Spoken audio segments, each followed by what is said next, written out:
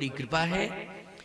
तो भगवती पार्वती जी ने कहा कि स्वामी प्रेम में उपासना होनी चाहिए तो वो परमात्मा प्रकट हो जाता है।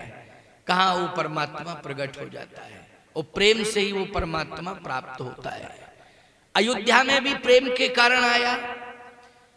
अच्छा, एक बात बड़ी अद्भुत है, अभी आप सुन रहे थे बालकांड के अंतर्गत कि वह परमात्मा अयोध्या से जनकपुर गया। कहां गया? जनकपुर। जनकपुर क्यों गया वो परमात्मा? तो आप सुन रहे थे अनूप शास्त्री से कि ये धनुष तोड़ने के लिए गया। धनुष तोड़ने के लिए, धनुष तोड़ के सीता जी के साथ परिणय बंधन में बंधने के लिए गया। यही सुन रहे थे ना? ये एक लीला है। ये क्या है? एक लीला है। कल्प कल्प प्रति प्रभु अवतरहि, चारु चरित्र नाना विधि करहि। ये कल्प भेद की कथाएं हैं। वस्तुतः अगर विचार किया जाए तो गिरा अरथ जल बीज सम कहियत भिन्न न भिन्न, बंधु सीता राम पद जिन्हि परम प्रिय खिन्न। जो राम है वही सीता है, जो सीता है वही राम है। लेकिन लीला करने के लिए ये भिन्न भिन्न प्रतीत होने लगते हैं। बोलो, होने लगते हैं कि नहीं? आज वह परमात्मा जब जनकपुर में पहुंचा, चलो भाई धनुष टूट गया। धनुष टूटा, किशोरी जी ने वर्ण कर लिया प्रभु राम का। लेकिन हम सबको प्रेरणा क्या मिल रही है? हम सबको प्रेरणा मिल रही है, इसको जरा सुनिए। भगवती सीता वैदेही हैं, जनक सुता जग जननी जानकी,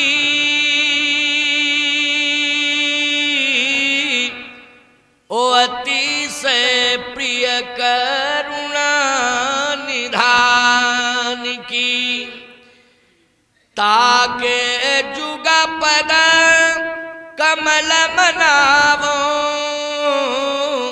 ओ जासु कृपा निरमल मति पावो। बंदहु राम लखन वैदेही, जे तुलसी के परम स्नेही। बंदहु राम लखन वैदेही, ये वैदेही है, विदेह की पुत्री वैदेही। लेकिन प्यारे, इनका एक नाम है भूमिजा। क्या नाम है? वैदेही नाम है, जनक तनया नाम है, सीता नाम है, और एक नाम और है भूमिजा, और एक नाम और है तिरहुत नंदिनी। तिरहुत नंदिनी भी कहते हैं, जनक नंदिनी भी कहते हैं। बोलो, कहते हैं ना, इनके अनेक नाम हैं, बहुत नाम हैं। लेकिन भूमिजा, भूमिजा का मतलब है भूमि से प्रकट हुई है। तो भूमि से प्रकट हुई हैं, तो ईमानदारी के साथ बताओ, विचार करना, ये पृथ्वी की पुत्री हैं कि नहीं? जब पृथ्वी ने लालन पालन किया है महाराज श्री जनक ने, वो महारानी सुनैना ने लालन पालन किया है, सुनैना जी ने किया है, महाराज श्री जनक ने किया है। लेकिन वास्तव में विचार किया जाए तो ये पुत्री किसकी है? पृथ्वी की पुत्री है। पृथ्वी की पुत्री हैं, पृथ्वी से प्रकट हुई हैं। सत्य तो यह है कि ये कृषि संस्कृति है, क्योंकि पृथ्वी से जो प्रकट होता है, जैसे हरी हरी फसल पृथ्वी से प्रकट हुई कि नहीं हुई? बोलो, ये जितनी भी हरितमा आपको खेतों में दिखाई दे रही है, ये कृषि संस्कृति है। बोलो, है कृषि संस्कृति कि नहीं? अच्छा, आप कहोगे महाराज जी ये कृषि संस्कृति है, लेकिन यज्ञशाला हमें दिखाई दे रही है सामने, खेती भी दिखाई। ये बाउंड्री थोड़ी ऊंची है, नहीं तो खेती सामने ही दिखाई देती। बोलो, देती कि नहीं? पीछे है, इधर भी होगी, इधर भी होगी, खेती तो है ही है। अरे देखो, ये phone bar bar phone on करते रहते हैं, क्या है? इतने फोन आते हैं, समझ में नहीं आता है। कथा के समय पर ये कह दो, बाद में बात करना, कथा कहने दो शांति से। फोन होता ठीक है, लेकिन ये दिमाग खराब भी करता है। हाँ, हम तो 2 कौड़ी का रखते हैं, देख रहे हो, ये 1100 रुपट्टी का है। ये हम ज्यादा इससे इंटरेस्टेड ही नहीं है। बस सीधी सी बात। हाँ, राम राम श्याम श्याम, अपना काम करो, सीताराम, बस। बाकी क्या लेना देना है? ये घड़ी का काम करता है तो यहाँ रख लेते हैं। हाँ, ये तमाम हमारे साथ विद्यार्थी चलते हैं, पता नहीं कितने लंबे लंबे मोबाइल रखे हैं। कितने का आया? कहे महाराज ये तो 28 का है, कोई कहता 30,000 का है, एक बोला महाराज ये 65,000 का है। हमका नालायक को, इतनी कीमती मोबाइल तुम लोग रखते हो, क्या करते हो? बोले महाराज जी इसमें पूरे विश्व का सिस्टम है। हमने कहा तुम विश्व विधाता हो क्या, जो पूरे विश्व का सिस्टम समझ रहे हो? हैं? अरे प्रधानमंत्री के पीए होते तो समझते, मुख्यमंत्री के पीए होते तो समझते, इंजीनियर होते, डॉक्टर होते। क्यों भाई, क्या हो तुम?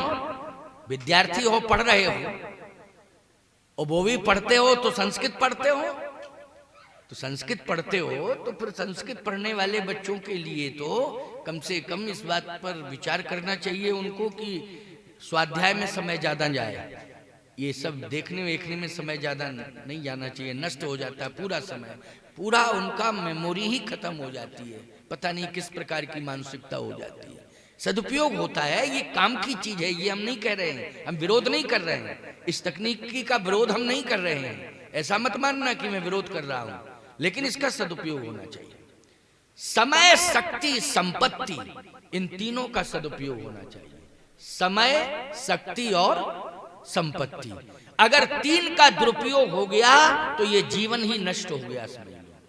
और यदि समय, शक्ति, संपत्ति का हमने अगर सदुपयोग कर लिया है तो निश्चित रूप से हमारा ये जीवन सार्थक हो गया, निश्चित रूप से हमारा जीवन गौरवान्वित हो गया। अगर हमने समय, शक्ति और संपत्ति का सदुपयोग जिन्होंने भी किया है उन्हीं का जीवन गौरवान्वित हुआ है, उन्हीं ने लक्ष्य को प्राप्त किया है, उन्होंने सफलताएं हासिल की हैं, उन्हीं की कीर्ति भी अमर हुई है जिसने समय, शक्ति और संपत्ति तीन का सदुपयोग कर लिया।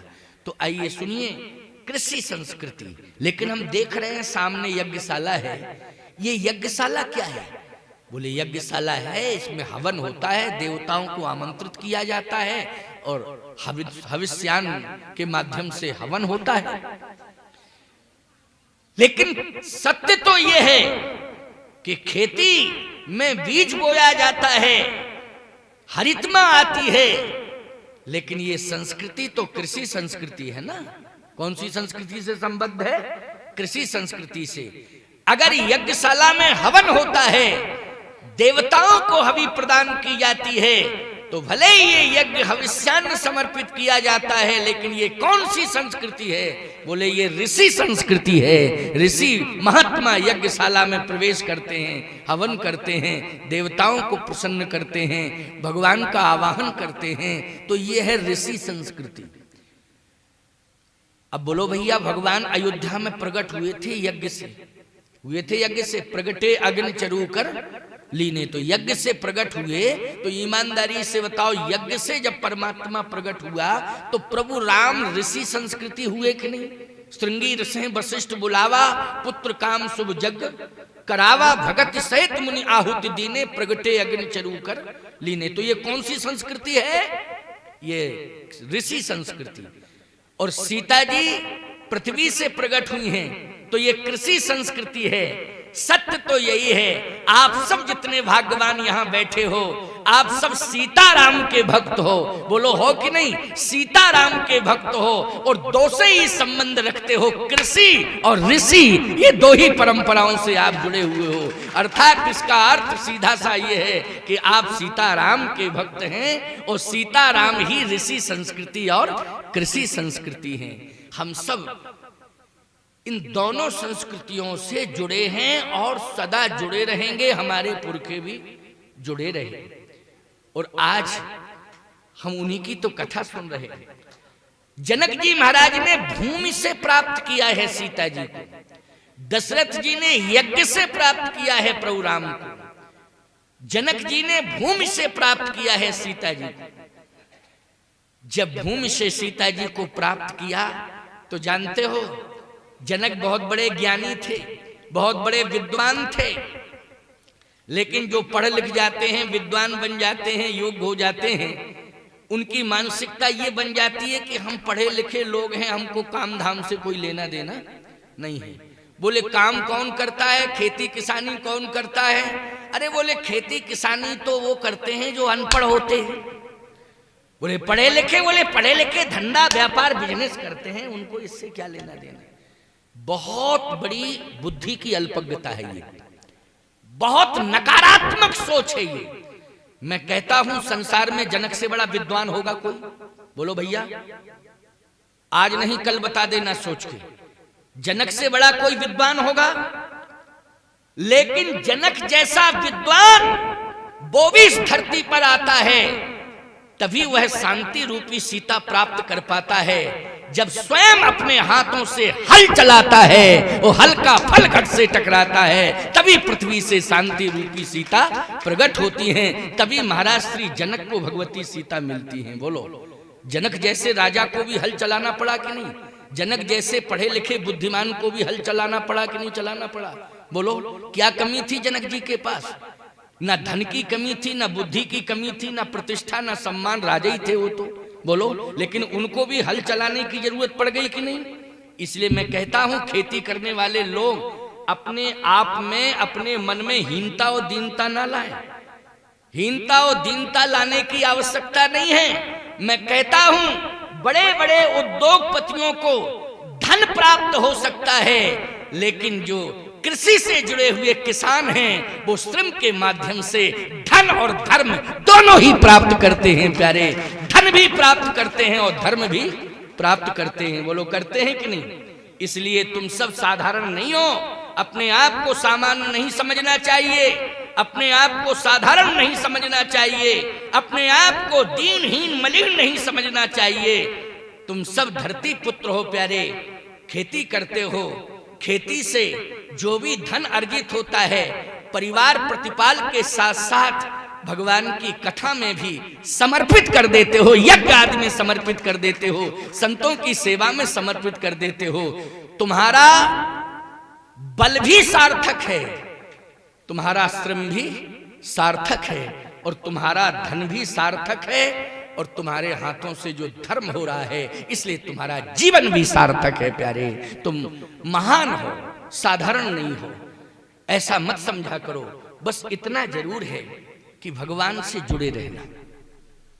अगर भगवान से नहीं जुड़ोगे तो अभिमान आ जाएगा। क्या आ जाएगा? अभिमान आ जाएगा।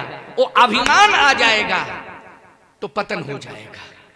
और यदि भगवान से जुड़े रहे, भगवान की कथा से जुड़े रहे, साधु संतों से जुड़े रहे, तो याद रखना सब कुछ आएगा, लेकिन अभिमान नहीं आएगा। और अभिमान नहीं आएगा तो एक दिन तुम्हें राम कथा में ही भगवान मिल जाएंगे। ये विश्वास करने की जरूरत है। राम कथा में ही तुम्हें भगवान का दर्शन होगा।